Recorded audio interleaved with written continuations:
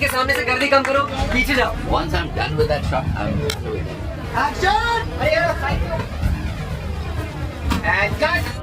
दशकों में कोई एक ऐसी फिल्म आती है जो हमारे दिल और दिमाग को एक साथ छू जाती है।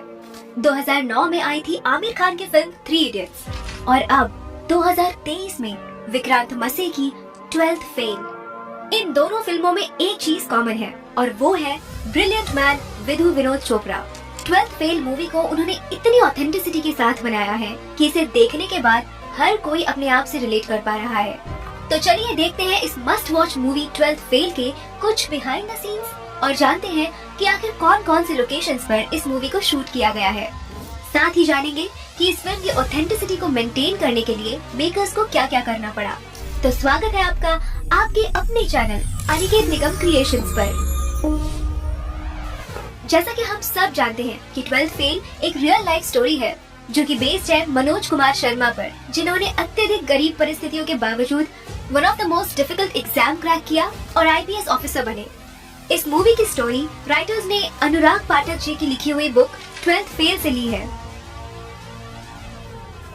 Transformation of Vikrant into Manoj. Vikrant मसे ने जिस परफेक्शन के साथ मनोज कुमार शर्मा के इस कैरेक्टर को प्ले किया है वो शायद ही कोई और कर पाता।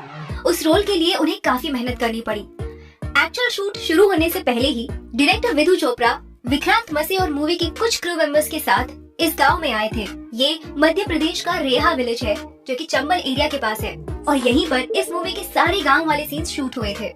मनोज का ये गांव वाला लुक जो हमें इतना परफेक्ट दिखता है, आपको ये जानकर हैरानी होगी कि इसके लिए विक्रांत ने किसी भी तरह का मेकअप नहीं किया था। वो हर रोज घंटों सिर्फ बनियान पहनकर धूप में बैठा करते थे और इसी तरीके से उन्होंने नेचुरली खुद को टैन कर लिया था just to achieve that perfect look.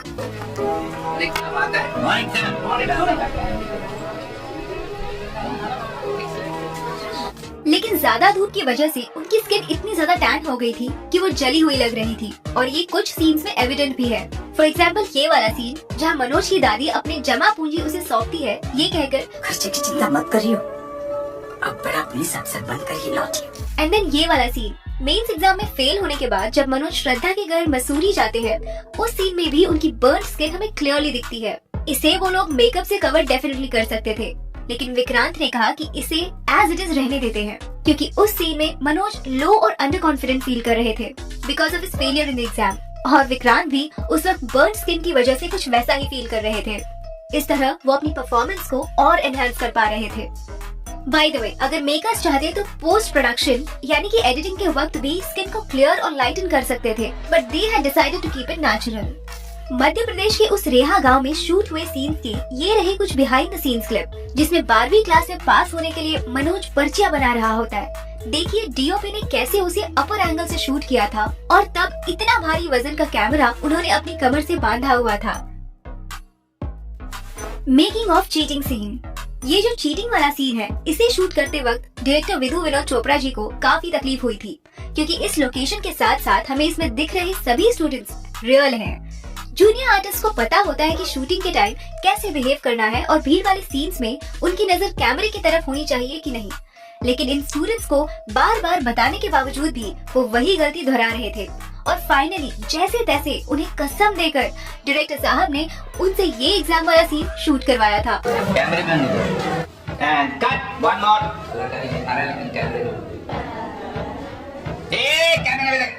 सारे लोग बोलो कसम खाओ पहले सब लोग ऐसा हाथ रख के कैसे कसम खाता हूँ बोलो मैं कसम खाता हूँ कैमरे में नहीं देखूंगा बिल्कुल। Action and cut.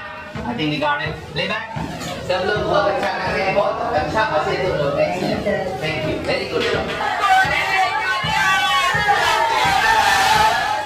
Mastering a jugaad driving. Total इसमें चारों रिवर्स। ये जो सवारी थी उसे गांव वाले लोग जुगाड़ कहते हैं क्योंकि इसे किसी कंपनी में नहीं बल्कि गांव के किसी बुद्धिमान आदमी ने लिमिटेड रिसोर्सेज से जुगाड़ करके बनाया होता है। इन जुगाड़ू चीजों को चलाना भी उतना ही मुश्किल होता है जितना इसका इनोवेशन। घर के खर्चे निकालने के लिए मनोज और उसका भाई इस जुगाड़ को चलाते हैं। इन कुछ सीन्स के लिए मनोज के भाई का रोल प्ले कर रहे एक्टर राहुल कुमार ने स्पेसिफिकली ये जुगाड़ चलाना सीखा था और तब जाके इसके कुछ सीन्स उसी एमपी के गांव रेहा में शूट किए थे। पहले दिन तो मुझे बहुत तंग किया इस अफलातून ने, लेकिन हाँ धीरे धीरे पकड़ में आई। Making a setup at Mukherjee Nagar. जब मनोज अपने नए नवेले दोस्त पांडे के साथ आईपीएस बनने दिल्ली आता है, तब वो वहाँ लगे हुए सब कोचिंग के एडवर्टाइजमेंट्स वाले ढेर सारे बैनर्स और पोस्टर्स देखता है। उसी के साथ वो मुखर्जी नगर की भीड़ भी देखता है और अपने दोस्त से कहता है, इतने सारे स्टूडेंट है भैया, कैसे हो पाएगा? वेल, ये सब जो बैनर्स वहाँ लगे हुए हैं वो मूवी के प्रोडक्शन डिजाइनर टीम की ही बनाई हुई है। इस सीन को दिल्ली के मुखर्जी नगर में ही शूट किया गया था, जिसे यूपीएससी एस्पिरेंट्स का हब भी कहा जाता है। Number 5, making it rain on a sunny day.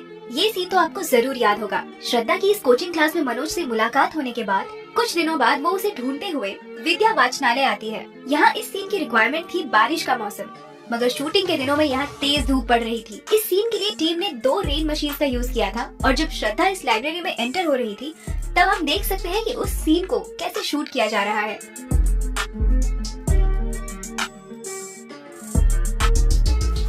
Number 6, Medha sang a song in reality। इस ट्रूथ एंड डेयर सीन में जब श्रद्धा पर गाना गाने का डेयर आता है, आपको ये जानकर हैरानी होगी कि ये आवाज न श्रेया घोषाल की है, न किसी और प्लेबैक सिंगर की, बल्कि इसे खुद मल्टी टैलेंटेड एक्ट्रेस मेधा शंकर ने ही गाया है, और वो भी ऑन लाइव लोकेशन। इससे हम समझ सकते हैं कि ये मूवी कितनी ऑथेंटिसिटी के साथ बनाई गई है। जब कास्ट एंड क्रू में से कोई भी कोई अच्छा काम करता था, तो डायरेक्टर विधु उसे 20 रुपए एज अ रिवॉर्ड देते थे, as a mark of good job that somebody had done. जब इस पर्टिकुलर सीन का शूट खत्म हुआ, तो विधु जी ने मेधा को 100 रुपए दिए थे, which was 5 times of his regular reward. Indeed, it was worth it. क्योंकि सच में यहाँ पे मेधा जी की परफॉर्मेंस हार्ट स्टीलिंग थी। 100 rupees. When I give 100 rupees, you know how nice it is. ये सीन दिल्ली के दिल्ली हाट इस रियल लोकेशन पर शूट हुआ था। इस सीन को अगर आपने गौर से देखा हो, तो आपको रियल कपल मनोज कुमार शर्मा और श्रद्धा जोशी भी यहाँ पीछे बैठे हुए दिखाई देंगे। इन दोनों को बैकग्राउंड में आउट ऑफ फोकस ही क्यों ना हो, लेकिन इस मूवी का हिस्सा बनाना था और ये आइडिया डायरेक्टर विधु जी का ही था। इस सॉन्ग को फिर बाद में मेधा जी की आवाज में एज ए फिल्म वर्जन भी रिकॉर्ड किया गया था। Number 7, रजनी's transformation.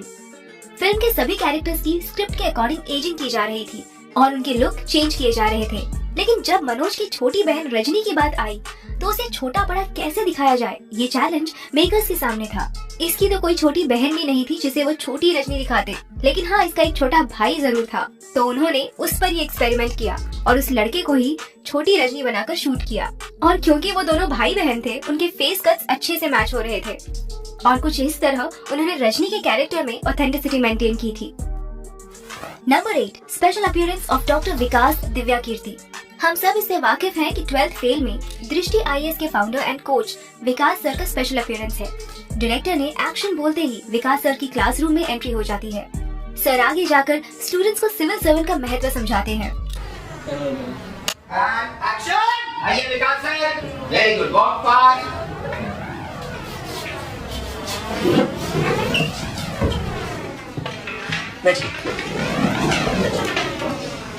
आईएएस बनना बड़ी बात नहीं है। बड़ी बात यह है कि जिस कुर्सी पर आप बैठेंगे ना, उससे आपकी इज्जत ना हो, बल्कि आपसे उस कुर्सी की इज्जत बढ़े। और फिर एक दिन आएगा जब आप मुझसे मिलने आएंगे, आप नहीं, मैं खड़ा हूँ। जब ये शॉट फाइनलाइज हुआ, तो डायरेक्टर विधु जी ने विकास सर को गले लगाया और उन्होंने इसके बारे में क्या कहा, सुनिए। I've been making movies for 50 years now. But this is one of the best crowd scenes I've handled. I'm so worried about the looks, and none of you look at the camera. So hats off to you.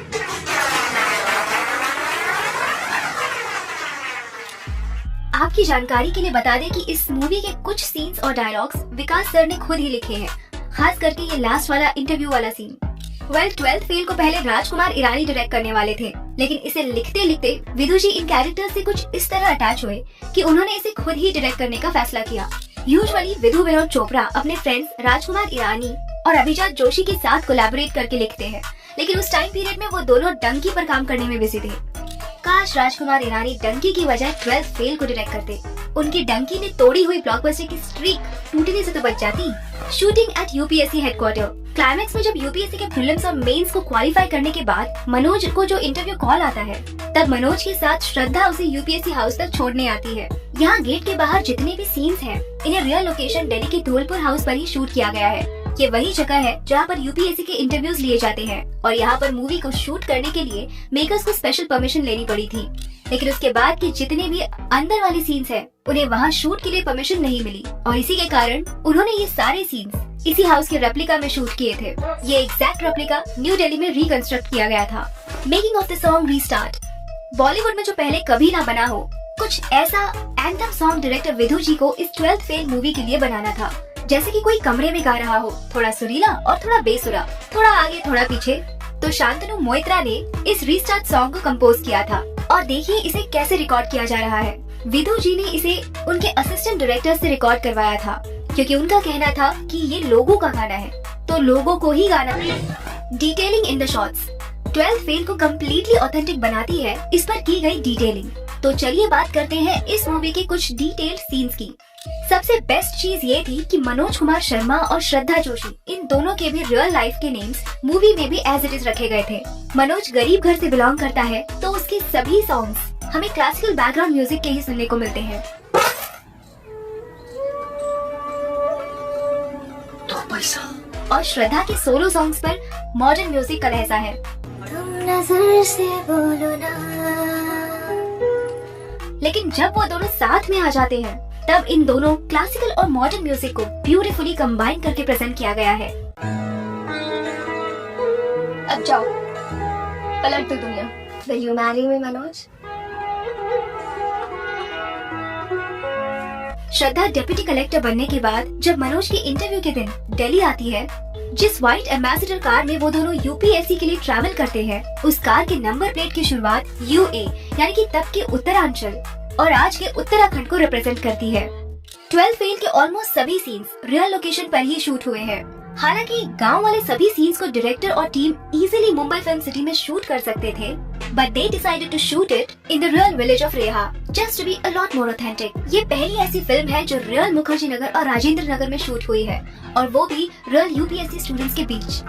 Mukherjee Nagar में हर Hindi medium का बच्चा था जो अपने गांव में ये भूल के आया था कि मुझे कुछ करके दिखाना है, तो उसमें भी है। इस मूवी का हर एक सीन डिटेल है जिन्हें डायरेक्टर और उनकी टीम ने काफी मेहनत और ध्यान से बनाया है।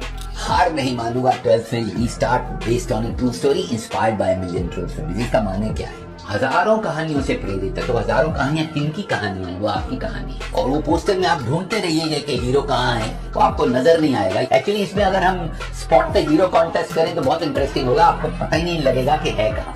यही मैं कहना चाह रहा हूँ। इसमें तो एरो लगाया है हमने आपके लिए कि आप ढूंढ लें कि हीरो कहाँ है। ये होते हैं रियल हीरो। हजारों में से एक मनोज, जैसे हजारों लोगों लाखों लोगों में आप एक। कई लोगों ने कहा कि फिल्म का हीरो जो गौरी भैया है, कोई कहता पांडे है, कोई कहता मनोज है, कई कहते श्रद्धा है। तो जब आप ये फिल्म देखें तो हमको जरूर बताइएगा कि आपकी नजरों में इस फिल्म का सही हीरो कौन है। मैं भी हो सकता हूँ, अगर आपको लगता है मैं हूँ तो वो बता दीजिए। 12th फेल 27 अक्टूबर 2023 को थिएटर्स में रिलीज हुई थी। रिलीज पर क्रिटिक्स ने तो इसे अच्छा रिस्पांस दिया ही था, लेकिन पब्लिक ने भी इसकी तारीफों के पुल बांध दिए थे। यही नहीं बल्कि कमल हासन सर ने भी 12th फेल देखने के बाद तारीफ भी की थी। Namaste. I'm talking from the NFDC Theatre in Chennai, where I saw 12th Fail by Mr. Vidhu Vinod Chopra. He's a friend of mine. These are occasions when you feel proud to say that you're somebody's friend. It's not an ambitious film, but it's a film about ambition. And to craft such a film and make it work, that is ambitious. And he has embarked upon it. I'm very happy I saw the film. Most of them who saw the film I spoke to had only one thing to say: long time since we saw a good film like this. I would like to second that motion. Thank you, Vinod Chopra, for making a film like this. It brings back hope in filmmakers like me to confidently go ahead and do what you love most. Restart. अगर आप भी 12th fail देख चुके हैं तो कैसी लगी आपको विक्रांत, मेधा और बाकी एक्टर्स की परफॉर्मेंस? हमें कमेंट करके जरूर बताएं। क्या रहा तेरा रिजल्ट का? IPS इस वीडियो को आखिर तक देखने के लिए आपका तहे दिल से शुक्रिया।